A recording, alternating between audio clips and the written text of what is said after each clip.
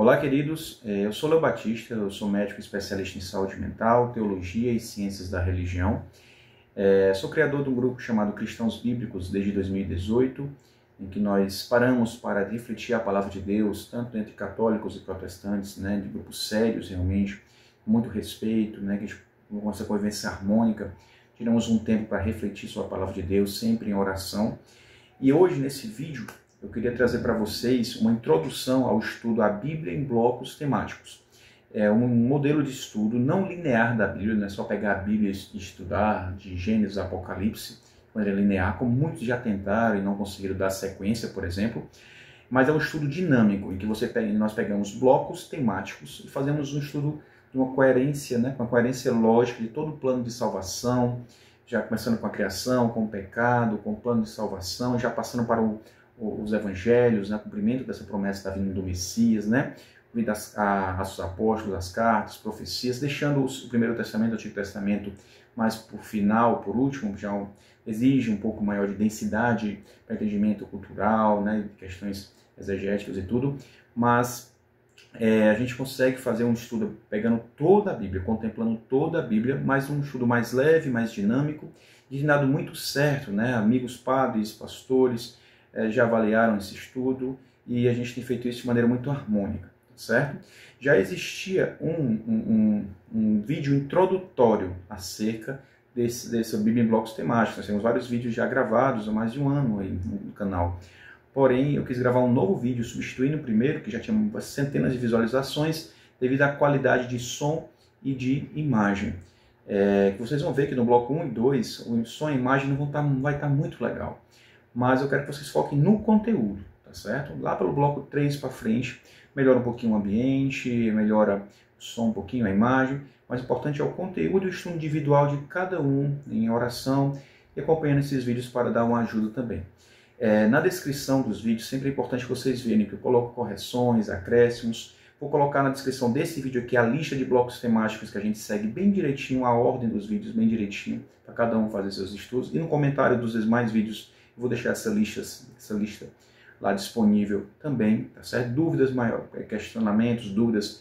Lá pelo Instagram existe o Cristãos Bíblicos também. Nosso Instagram, você pode entrar em contato, que a gente pode fazer discussões também.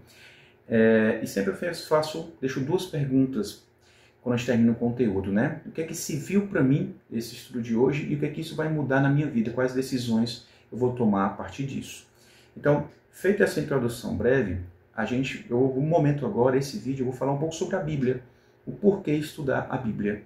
E até antes disso, por que tocar nesse assunto de fé, A gente questionar a nossa vida, por que existimos, por que crer em algo. A gente vai para aquelas perguntas que Leibniz trouxe muitos anos atrás. Por que algo em vez de nada?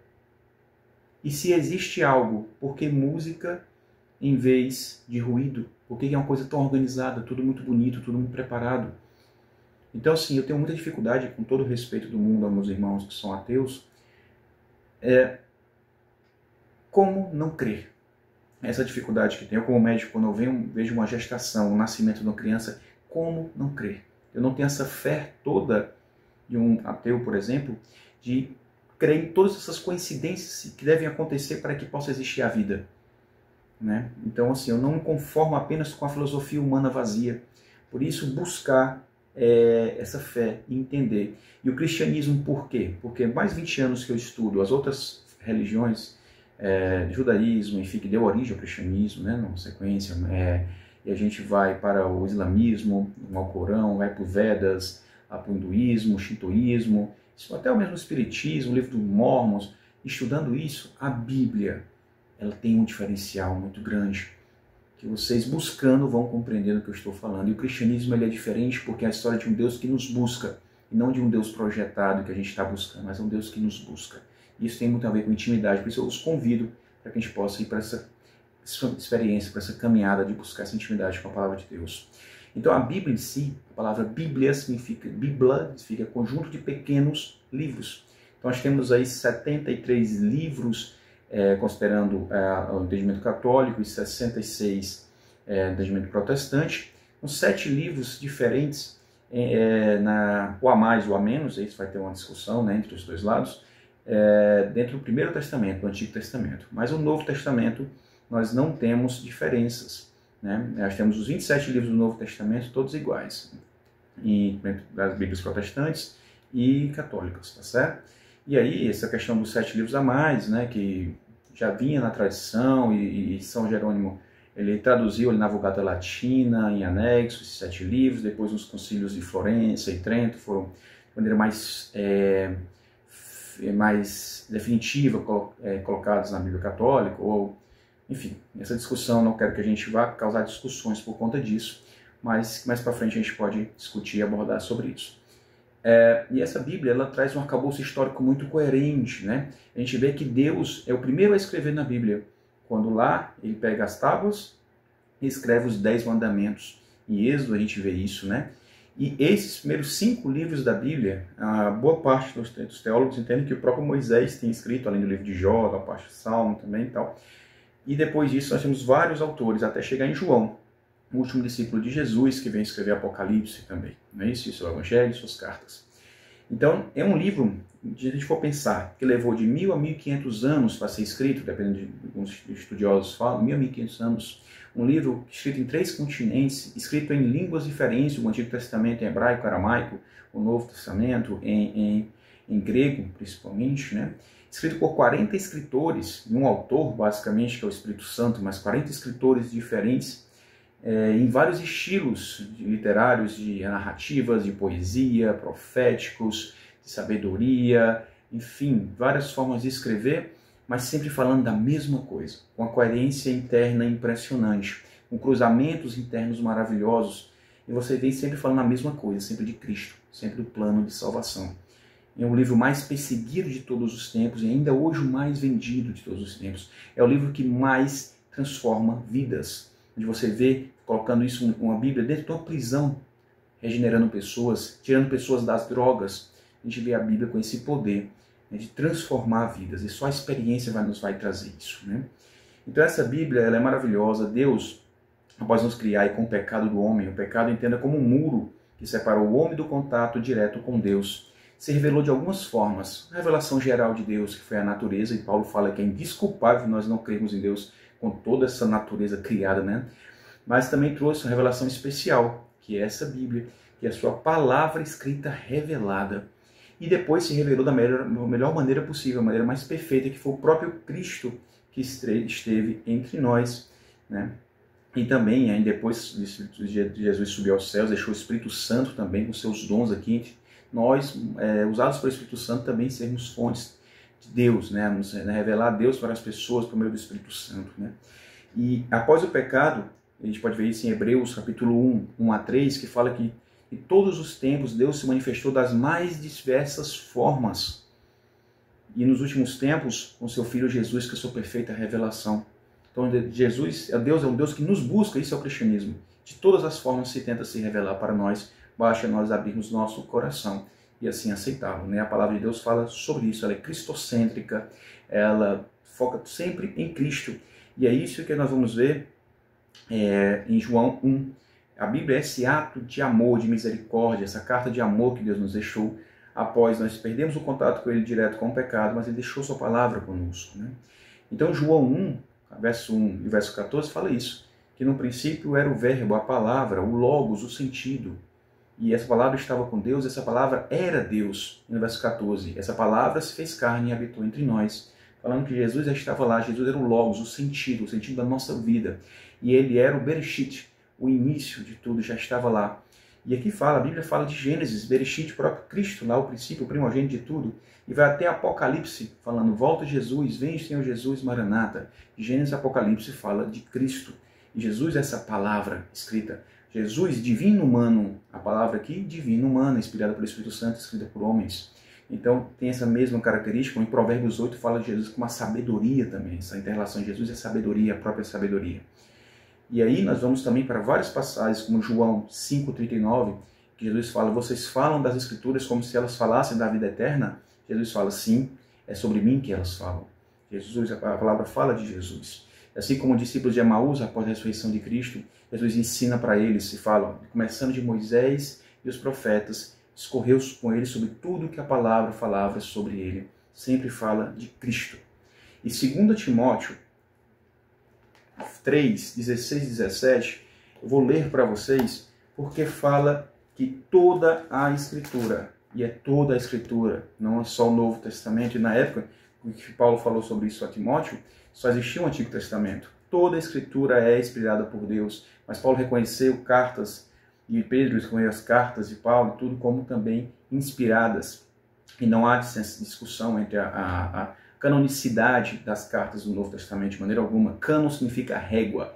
É aquele conjunto de livros sagrados feitos para formar doutrina.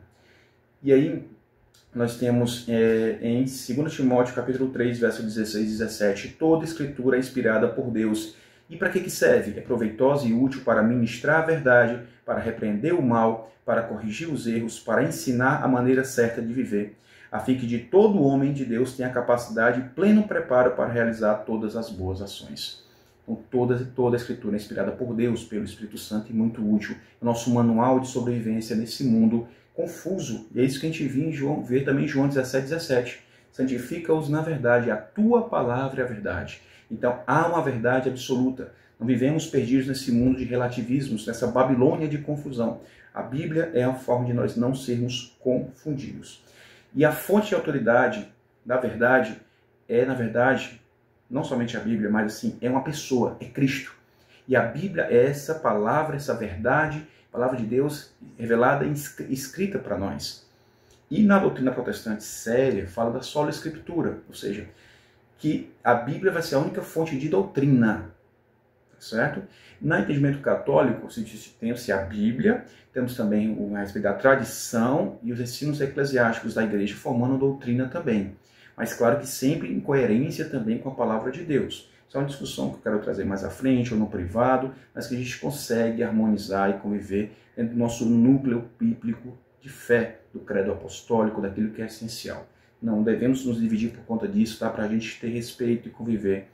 E aí vamos seguir juntos em Cristo, certo? Essa Bíblia, então, a gente pode defini-la como a perfeita palavra de Deus, a perfeita mensagem de Deus, escrita na imperfeita linguagem humana. Ela é infalível em sua mensagem. Vamos falar até inerrantes, em forma de escrever e tudo mais. Ela é infalível em sua mensagem. Na forma de escrever, algumas erros de tradução, de transliteração, de escrita. Existem alguns erros em inglês, mas não tem o wrong, erro de sentido, né? Então ela é infalível em sua mensagem, né? E podemos confiar nela plenamente. A arqueologia bíblica, os estudos vêm mostrando para a gente que o Antigo Testamento não foi alterado. Na década de 40, em Qumran, manuscritos do Mar Morto nos mostraram que a Bíblia não foi alterada. Livros inteiros, rolos inteiros foram achados nas cavernas de Qumran, com o livro de Isaías completo, e várias partes da Bíblia escritas com mais de 90% de compatibilidade. Então a Igreja Católica, por exemplo, não alterou a Bíblia Católica. A Bíblia não foi alterada pela Igreja Católica, como nos falam, porque até que manuscritos de mais de 200 anos antes de Cristo, mostrando uma compatibilidade incrível. E o Novo Testamento, a crítica literária, que eu estudo obras antigas, ela mostra quantas cópias, 4.000, 5.000 cópias desses Novos Testamentos, distando apenas de 30 anos dos originais. Então são livros muito confiáveis. E Jesus é esse foco. Jesus, ou ele era um mentiroso, ou ele era um louco. Mas será que uma mentira, uma loucura, faria com que tantas pessoas dessem a vida por essa verdade, por essa loucura, por essa mentira? Não. Ou ele era mentiroso, ou era um louco, ou ele era Deus. E somente sendo Deus. Jesus não falou que era apenas um profeta ou um professor, ele era o próprio Deus. Nós possamos confiar nisso, né? E nós temos que ter essa experiência de buscar ter mais intimidade com a palavra de Deus, porque em Oséias 4:6 fala que o povo está perecendo por falta de conhecimento da verdade da palavra de Deus. Em Atos 17:11, os bereanos são elogiados como mais nobres, porque tudo confere na palavra de Deus. João 8:32 fala que a verdade nos liberta, e a palavra é a verdade que a gente viu. 1 Pedro 3:15 fala que estejam sempre preparados para dar razão de vossa fé, de vossa esperança a quem vos perguntar. E que nós sempre estejamos unidos, vivendo em harmonia cristã. Se nós cremos numa trindade, de um Deus que tudo criou, de um Jesus que veio nos salvar, que nos salvou e que vai voltar para nos buscar, nós podemos ter uma convivência harmônica, como a Santo Agostinho atribuída essa frase, né? Que no essencial, unidade, no não essencial, nós temos diversidade, em tudo, caridade e amor. Um abraço, meus amores, Deus abençoe.